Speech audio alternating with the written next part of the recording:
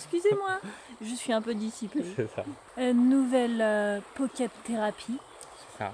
On est perdu. On est Venez perdu. nous chercher. Au secours. Nouveau jeu de questions avec objectif répondre rapidement et authentiquement. Et toujours sur le thème des relations. C'est ça. Et voilà, j'ai retrouvé ma question, je l'avais perdue, j'étais tombé en syncope. Qu'est-ce qui fait... C'est beau quand tu fais une C'est synthèse. ça. Ouais, tu diras pas ça quand il faudra me ramasser. Je te ramasse pas. C'est ça. Il n'y a que moi qui ai le droit de tomber ou de faire un malaise ou quelque chose parce que je peux pas le porter. Je suis trop gros.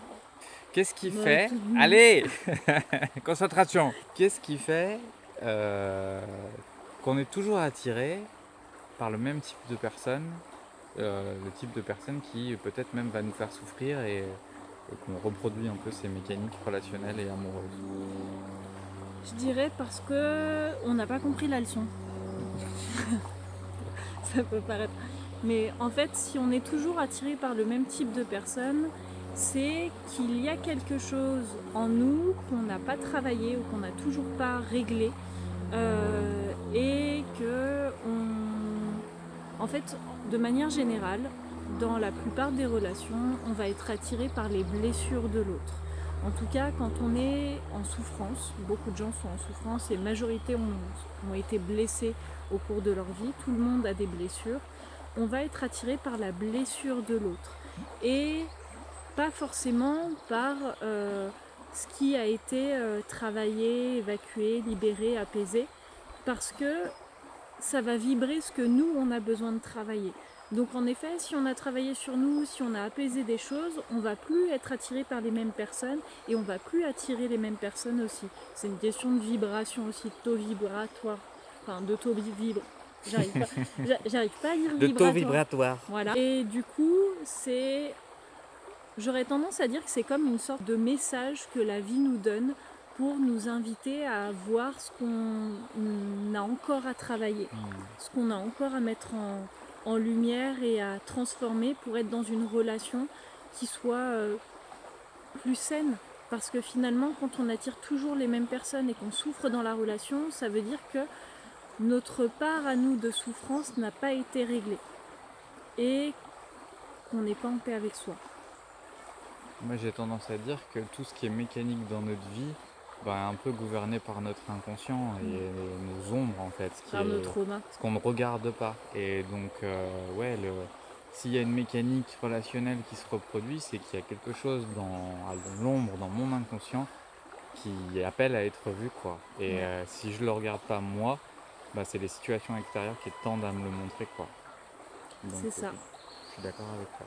Voilà. Et du coup, autre question que j'aurais de mon côté, comment dire je t'aime ?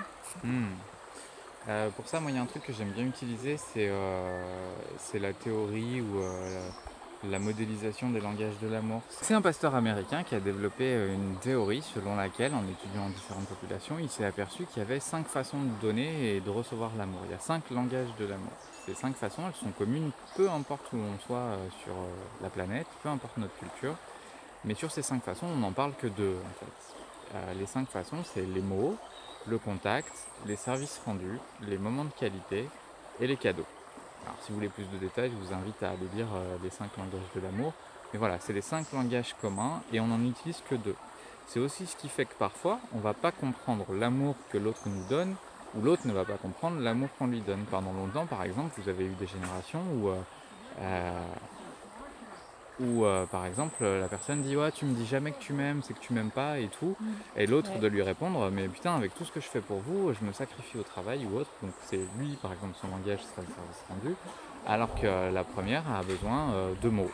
Donc parfois le manque d'amour il vient de cette incompréhension, ça rebondit un peu avec cette vidéo là, de est-ce qu'on parle de la même chose. Mais allez lire ce livre, il est vraiment très il est intéressant. hyper intéressant et il permet aussi de comprendre la manière dont on va s'auto-détruire en quelque sorte en utilisant notre langage de l'amour prédominant. Je suis d'accord. Et c'est hyper intéressant. Ouais, par exemple, quelqu'un qui a pour langage de l'amour, on peut l'utiliser pour nourrir son estime. Merci de ça, de connaître son propre langage. Et souvent, quand on est avec une mauvaise estime, on va utiliser notre langage pour nous détruire. Par exemple, je rencontre souvent des gens qui ont un langage de l'amour qui est le contact. Et ben, ils vont par exemple avoir des troubles du comportement alimentaire parce que c'est du contact. Ou ils vont être dans des relations maltraitantes physiquement ou violentes. Donc on peut aussi connaître et utiliser son propre langage de l'amour pour nourrir l'estime qu'on a de soi. Voilà. Prenez soin de vous et surtout, des bisous. Des bisous. Des bisous. Ne vous faites pas faire caca dessus. Voilà. Voilà. C'est la nature. Il a parlé de contact. C'est le sauvage.